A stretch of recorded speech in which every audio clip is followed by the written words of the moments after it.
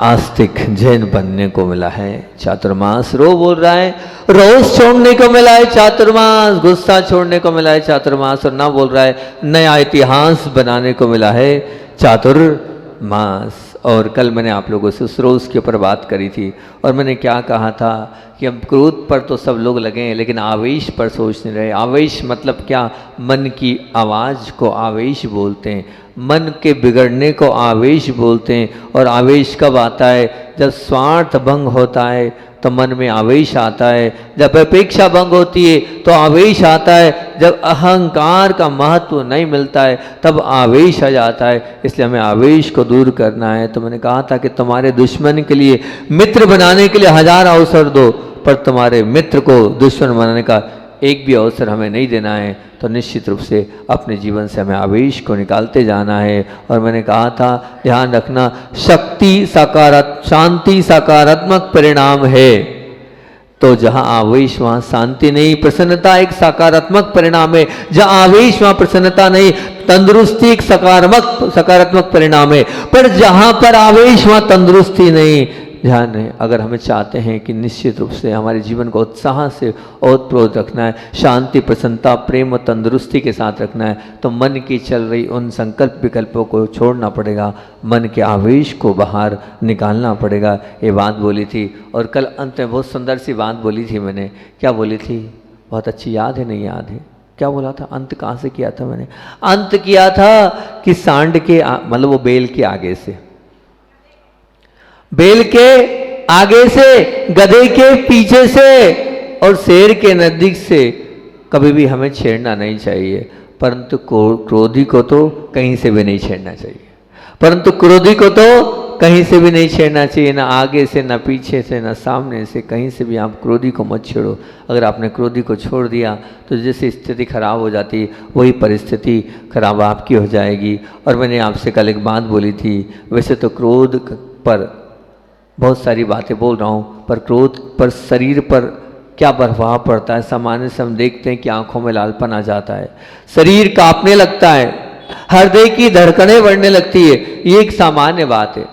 पर आप लोगों से बोलूँ, एक रिपोर्ट सामने आई और उसमें पढ़ने को मिला, तो पढ़ने को मिला वो आपके बीच में रखता हूँ कि एक गुस्सा एक सामान्य स्थिति है, और व्यक्ति कि जब शरीर के भीतर कुछ विशेष प्रकार का परिवर्तन होता है, उस गुस्से के माध्यम से क्या होता है, तो वो बता रहे हैं कि जब गुस्सा होता है इस स्थिति में क्या होता है कि हमारे 2 गुर्दे होते हैं, उन दोनों में स्थित एक एड्रिनल ग्रंथि होती है, उसको एड्रिनल ग्लैंड्स के नाम से जाना जाता है, विज्ञान की भाषा में बोलते हैं। तो उस एड्रिनल ग्लैंड्स से एक एड्रिनल नामक हार्मोन्स का स्राव होता है, और जब वो हार्मोन्स निकलता है, तो जब गुस्सा होता है तो कहते हैं कि वो हार्मोन्स अधिक मात्रा में स्राव होने लगता है गुस्से के कारण। और उस रासायनिक क्रिया से होता ही है कि वो जब जिगर में या हृदय में जाकर जब लीवर पर जाकर वो जमा हो जाता है, तो शक्कर में खून की अधिक मात्रा हो जाती है, और जब शक्कर में खून की अधिक मात्रा होती है तो खून का दबाव यानी रक्त बढ़ जाता है, और जब रक्त बढ़ जाता है तो नाड़ी की गति तेज हो जाती है, और जब नाड़ी की गति तेज हो जाती है तो फेफड़े फैल जाते हैं, और जब फेफड़े फैल जाते हैं तो वायु का संचार जितना निकलना चाहिए उससे अधिक मात्रा में निकलता है, और जब उससे अधिक मात्रा में वायु निकलती है तो होता ये कि वो जो गति है सांस की तेज हो जाती है। आप देखना कि सामान्य से तेज गति नहीं होती है, लेकिन व्यक्ति गुस्सा करता है, जब गुस्सा करता है तो उसकी सांस फूलने लगती है, सांस की गति तेज हो जाती है। ऐसा क्यों होता है? ये प्रैक्टिकली है, उसकी पूरी जांच की गई, परीक्षण किया गया, और परीक्षण किया गया तो ये पाया गया कि उस समय उसमें से उसका रक्तचाप अत्यधिक बढ़ जाता है, खून में शक्कर की मात्रा बढ़ जाती है, और फिर वो बढ़ने के बाद अनेक प्रकार की बीमारियों को हमारे साथ लेके आती है। इतनी सारी बीमारियां उसके माध्यम से हो जाती है, आपको खुद को नहीं पता चलता कि हमारे पास उन सब बीमारियों का कारण और कोई नहीं, वो क्रोध है। उसके कारण होता ये पाचन शक्ति पर भी बुरा असर पड़ता है। कोर्टिसोल एक शरीर में एक होता है कि कोर्टिसोल का उत्पादन और अधिक बढ़ जाता है, जिससे हमारी रोग प्रतिरोधक क्षमता और शक्ति घटती चली जाती है, और देखते हैं कि अंदर की जो पोषक क्षमता है वो भी हमारी इससे समाप्त तो हो चली जाती है। इसलिए आप विचार करना, गुस्सा करते रहो, लेकिन गुस्सा करने के साइड इफ़ेक्ट देखो आप, इससे शारीरिक नुकसान, बीमारियों पर नुकसान अत्यधिक ज़्यादा है। क्रोध करने से शरीर में इस प्रकार के हार्मोन्स उत्पन्न जाते हैं जो विषाक्त होकर हमारी पाचन शक्ति को डिस्टर्ब कर देते हैं। देखना, जो व्यक्ति क्रोधी होगा उसका पाचन कभी ठीक नहीं होगा, और जहाँ पाचन गड़बड़ हुआ वहाँ सब कुछ गड़बड़ हो गया, निश्चित मान के चलना। आप तेज तर्राट स्वभाव वाले हैं, लेकिन तेज तर्राट स्वभाव वाले हैं, अनेक प्रकार की बीमारियां आपके साथ लग जाएगी। इसलिए अपने स्वभाव को आप तेज तर्राट मत लगिए। वो तेज होना ही ये बताता है कि खून में गर्मी है, और जहाँ खून में गर्मी बढ़ती है इसका मतलब यही है कि खून पतला होता है, क्योंकि जो रक्त है उसको विकृत हो जाता है, और शरीर में ध्यान रखना पीलापन आ जाता है, नसों में तनाव आने लगता है, और निश्चित मानना रीढ़ में भी दर्द उसके होता ही होता है, जो कि क्रोध के साथ अपने जीवन को जी रहा है। कहते हैं कि क्रोधाधिभूत माँ जब अपने बच्चे को दूध पिलाती है, जब क्रोध से युक्त होकर माँ बच्चे को दूध पिलाती है तो उस समय क्या होता है, तो बोले वो पेट, बच्चे का जो पेट है उसमें मरोड़ों आने लगती है। मरोड़ों समझते ना, मतलब उसका पेट खराब हो जाता है। गुस्सा माँ कर रही है, उसका इफेक्ट बच्चे पे पड़ रहा है। ये प्रैक्टिकल रिपोर्ट आपके बीच में, अभी हाल मेरे पास दूसरी पुस्तक भी एक आ गई, मुझे भोपाल से एक पुस्तक और मेरे सामने आ गई। बोले आप महाराज जी सुना है क्रोध पर दे रहे हो, तो कुछ चीज़ें हम क्रोध पे बोलने लायक आपके लिए भेज रहे हैं। मैंने कहा ठीक है, हमारे पास तो कुछ है लिखा, आप और भेज दो, कोई दिक्कत नहीं। ये और आ गई, उसकी भी मैं आपके सामने रिसर्च सामने रख दूँगा। मतलब मैं मेरे मन से नहीं बोलूँगा, जो भी बोलूँगा इस रिसर्च वर्क से बोलूँगा। लिखा मतलब जो है, पाया है डॉक्टरों ने, वो आपके बीच में आपके सामने रखूँगा। सबसे पहले तो ये माताएँ हैं, मैंने उस समय गर्भवती माताओं को ये प्रवचन में कहा था सब करना, और क्या बोला था, अगर सत संतान चाहिए तो प्रभु की मूर्ति बन जाना। प्रभु की मूर्ति मतलब जैसे प्रभु के पास प्रसन्नता फुल टाइम रहती है, वैसे आप फुल टाइम प्रसन्न रहना। अगर आप प्रसन्न रही रहोगी तो अपनी माँ, आप एक माँ होने के नाते आप गलत कर रही हो अपने बच्चे के साथ। क्यों? क्योंकि उसका इफेक्ट उस बच्चे पर पड़ेगा। और ये डॉक्टरी रिपोर्ट्स सब बता रही है कि क्या बता रही है कि जब क्रोधित अवस्था में माँ अपने बच्चे को दूध पिलाती है तो वो जो बच्चा है उस बच्चे का पेट खराब हो जाता है, मरोड़ हो जाती है। इसलिए माताएं ध्यान रखें, अगर क्रोध आ भी जाए तो घंटे आधे घंटे अपने बच्चों को भूखा रहने दें, पर कम से उस समय दूध ना पिलाएं। उस समय कम से कम दूध ना पिलाएं जब तक आप थोड़ी शांत रिलैक्स अवस्था में नहीं आ जाए। गुस्से के साथ, क्रोध के साथ आप अपने बच्चों का नुकसान कर लेंगे। इसलिए आप इस बात का बहुत ध्यान रखने।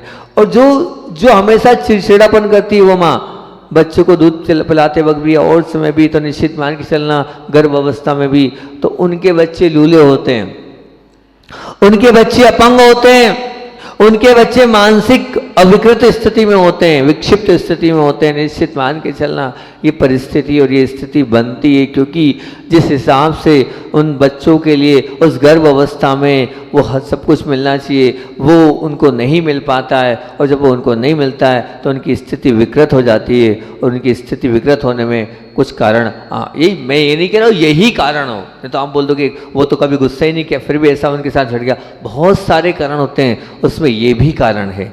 आप इस कारण को भी कोई अन्यथा मत समझना, इस कारण के माध्यम से भी आपके बच्चों पर बहुत प्रभाव पड़ेगा। क्रोध निश्चित मान के चलना शारीरिक और मानसिक दोनों बीमारियों का ह्रास करता है। कहते हैं, इन्होंने लिखा कि 15 मिनट क्रोध के रहने से आप स्पष्ट मानना कि आपकी ये कहने में आती है 120 आयु, 120 वर्ष है, 78 वर्ष है, 80 वर्ष है, लेकिन ये फैक्ट नहीं है। फिर क्या फैक्ट है? फैक्ट आपको बता रहा हूँ। फैक्ट ये है कि श्वासों की गिनती है आपकी, नाड़ी की धड़कन की गिनती है आपकी। एक श्वास में 8-10 बार, मतलब एक श्वास ये वाली नहीं, नाड़ी की धड़कन, उस नाड़ी की धड़कन में निगोदिया जीव का 18 बार जन्म मरण होता है। तो ध्यान रखना, आपके लिए वहां पर नाड़ी की धड़कन बोलिए। तो यहां पर हम यही कहना चाह रहे हैं आपसे कि अगर मान लीजिए आपने गुस्सा किया तो गुस्से के समय अपनी नाड़ी को देखना, उस फड़कन को देखना कितनी तेज वो नाड़ी की धड़कन चलती हैगी, उसको आप देखोगे तो आपका हाथ हिलेगा, इतनी फास्ट चलती हैगी। कभी ऑब्जर्व करना, जब आप गुस्से में रहो, आपे में नहीं रहो, बाहर रहो, तो नाड़ी की धड़कन को देखना तो आपको पता चलेगा। तो अब समझना, आप अपने आयु कर्म का वहाँ पर क्या कर रहे हैं, क्षय करते चले जा रहे हैं। अगर आप गुस्सा उस वक्त कर रहे हैं, उस गुस्से के माध्यम से आपके आयु कर्म के संबंधित कर्म परमाणुओं की वहाँ खिरना अधिक मात्रा में हो रहा है। तो अभी होगा ये, आप 120 वर्ष के रहो या 80 वर्ष के रहो, 70 वर्ष के रहो, नहीं, जितनी जल्दी वो क्षय होंगे उतना मामला। जितनी लंबी और गहरी सांस होगी, हो सकता है 80 की जगह 85 वर्ष हो जाए आपकी उम्र। अगर श्वास लंबी होगी, श्वास गहरी होगी, तो उम्र बढ़ सकती है, इसमें कोई बाधा नहीं है, क्योंकि उम्र की गिनती श्वासों के साथ कांटेक्ट करके की गई है और श्वासों से ये पूरा रिलेशन है। तो श्वास मतलब ये श्वास नहीं, श्वास मतलब धड़कन। इस धड़कन से कहा गया है, तो इस धड़कनें बढ़ जाती है तो आपकी उम्र भी, गुस्सा, जो व्यक्ति गुस्सा करता है उसका मरण बहुत जल्दी हो जाएगा।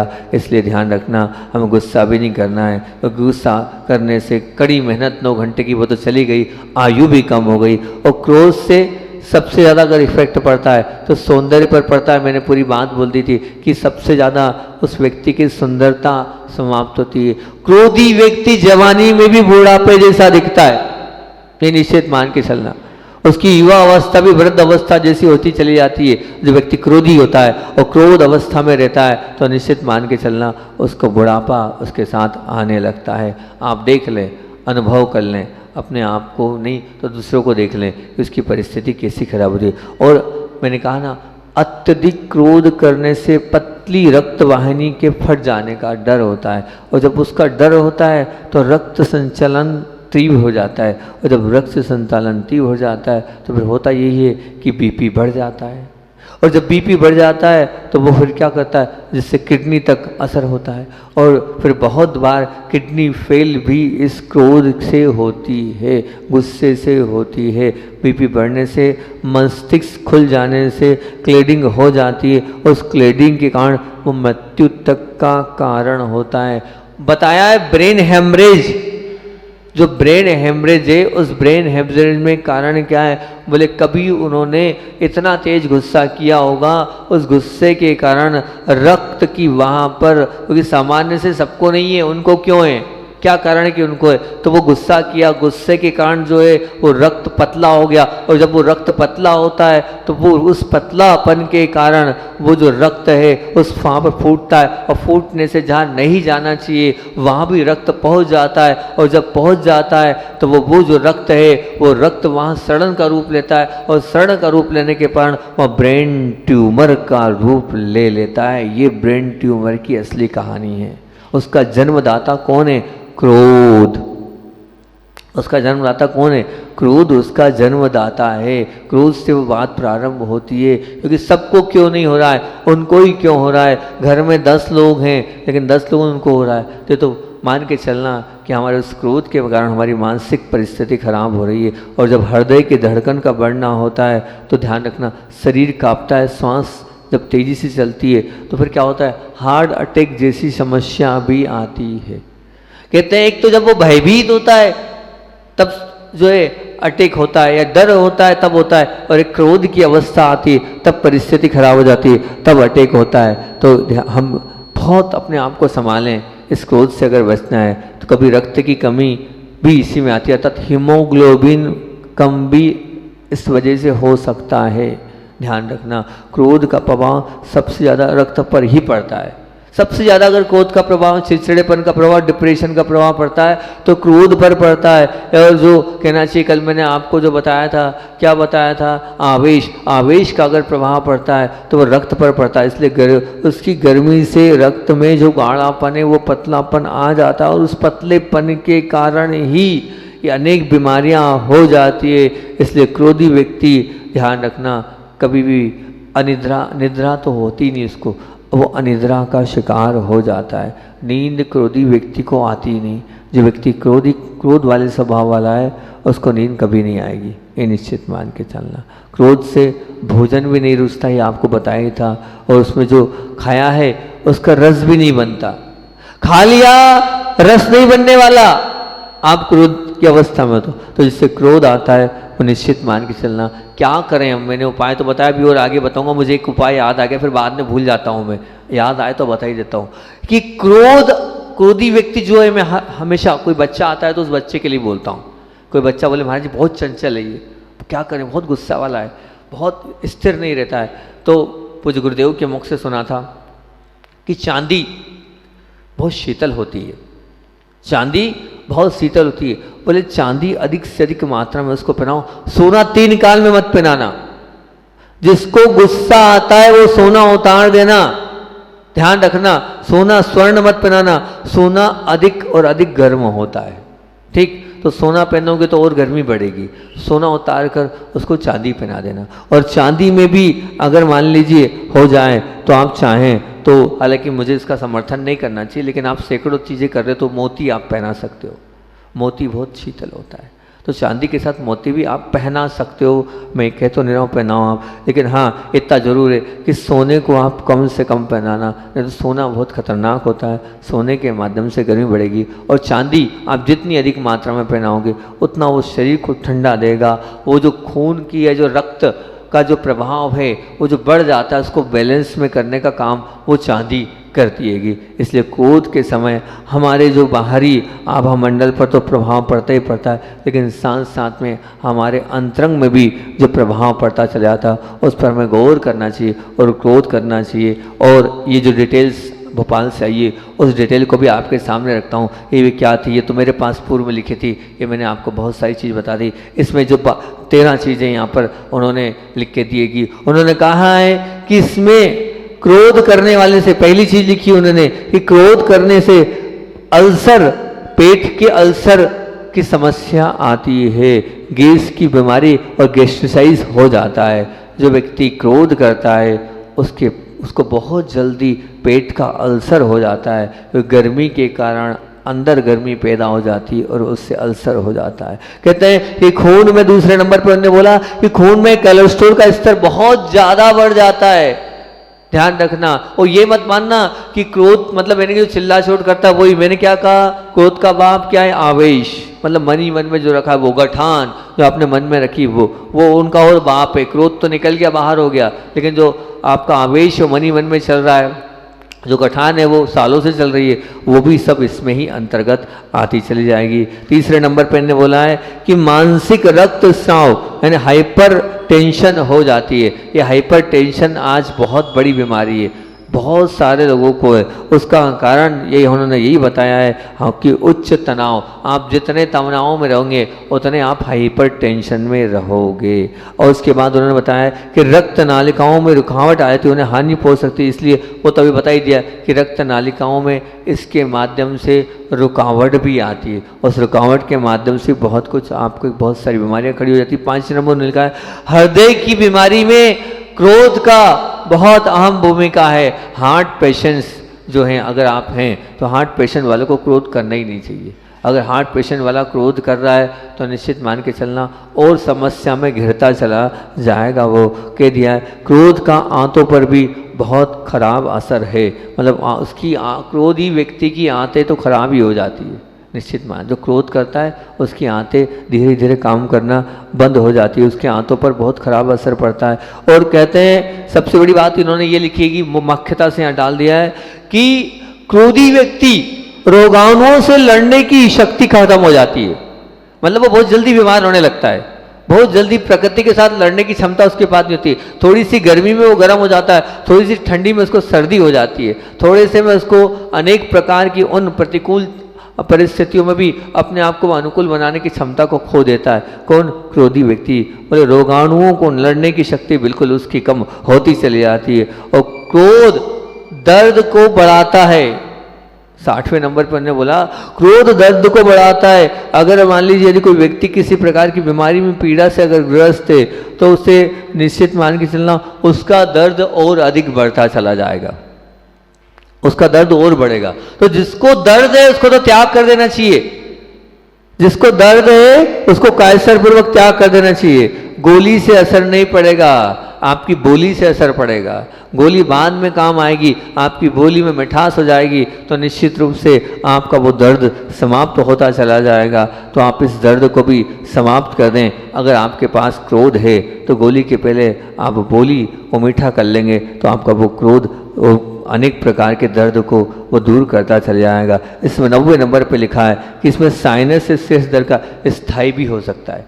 मतलब आपको सिर दर्द स्थायी रूप से घर कर सकता है अगर आप क्रोध के साथ अपने जीवन को जी रहे हो तो।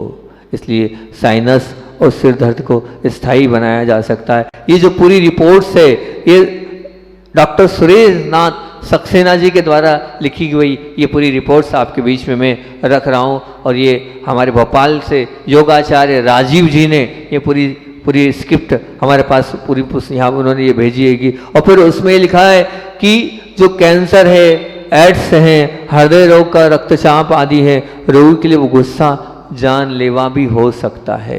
और फिर उसके बाद लिखा है 11 नंबर की क्रोध हमारी मांसपेशियों की कार्य क्षमता तथा कार्य प्रणाली को नुकसान पहुंचाती है। जब हम क्रोध करते हैं तो जितनी मांसपेशियों की क्षमता है वो धीरे धीरे कम होती चली जाती है और वो कार्य प्रणाली में ऐसा इस प्रकार का नुकसान होने लगता है कि हमें कमजोरी महसूस होती है। हमारा शरीर दिखता तो मोटा है लेकिन कार्य करने की क्षमता खत्म हो जाती है।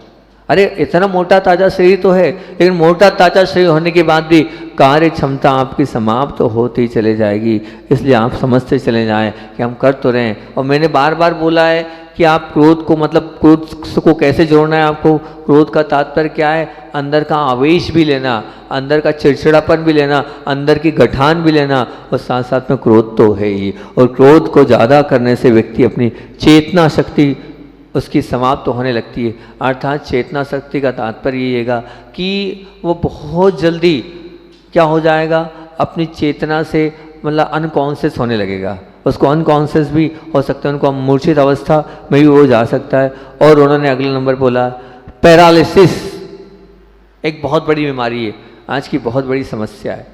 और उस पैरालिसिस के कारण क्या होता है, दो काम करता है। क्या होता है, या तो रक्त रुक जाता है या रक्त बहुत पतला हो जाता है।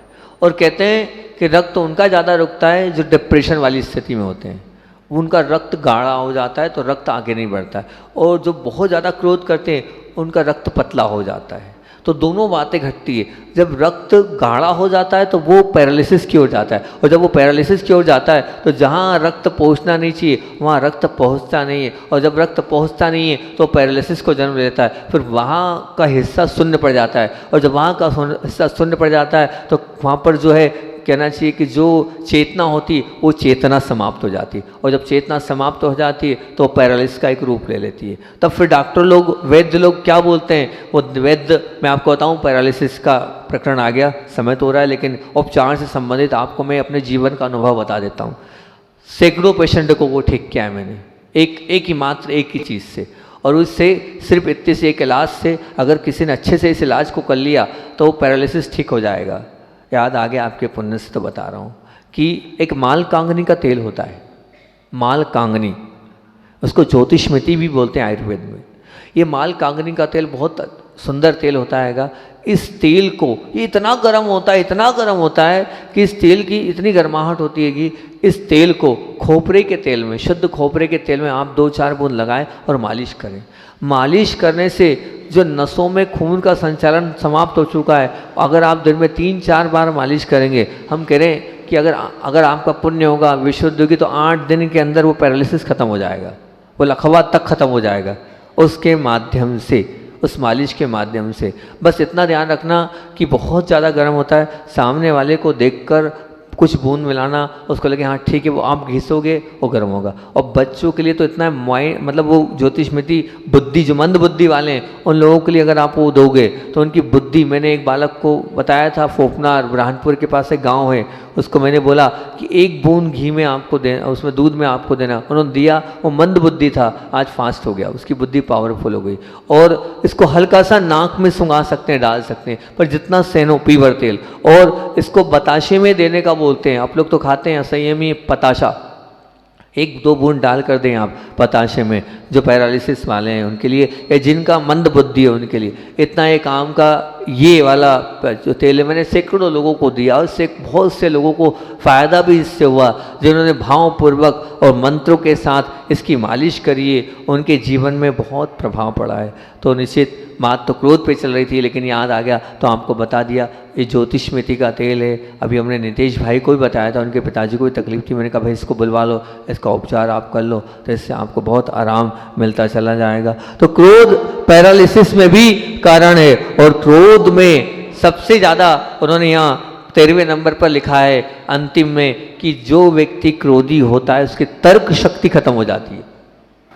जो व्यक्ति क्रोधी होगा उसकी तर्क शक्ति समाप्त हो जाएगी, वो आगे तर्क नहीं कर पाएगा, वो जो बुद्धि चलनी चाहिए उसकी बुद्धि उतनी नहीं चल पाएगी। अब इतनी सारी बीमारियों का घर वो क्रोध है, तो आप क्यों क्रोध के पीछे पड़े हो भैया? उस क्रोध को छोड़ते चले आओ ना। ये रिसर्च पर रख दी, पुरानी रिसर्च पर आपको मैंने आपके सामने रख दी, कितनी सारी बातें यहाँ आपके बीच में रख दी कि चिड़चिड़ा करके माँ अगर बच्चे को दूध पिलाती, लूला अपंग मानसिक स्थिति खराब होती है, बच्चों अगर वो पिलाती तो मरोड़ हो जाती है, उससे रक्त पतला हो जाता है, तो पतला होने के बाद बीपी बढ़ जाता है, उससे सीधे सीधे ब्रेन ट्यूमर जैसी परिस्थिति बन जाती है, एक लीडिंग वहाँ हो जाती है ब्लड में। तो आप विचार करें, उस क्रोध को छोड़ें, क्यों हम क्रोध से लगें। और ये जो रिपोर्ट्स भी आपको दी, कोलेस्ट्रॉल उससे बढ़ रहा है, उसमें आंतों पर भी असर पड़ रहा है, पाचन भी बढ़ रहा है, दर्द भी और बढ़ता चला जा रहा है, अनेक प्रकार के हृदय रोग में भी वो हानिकारक है। फिर भी अगर आप क्रोध से अपने जीवन को नहीं बचाओगे तो मैं क्या कर सकता हूँ आपका?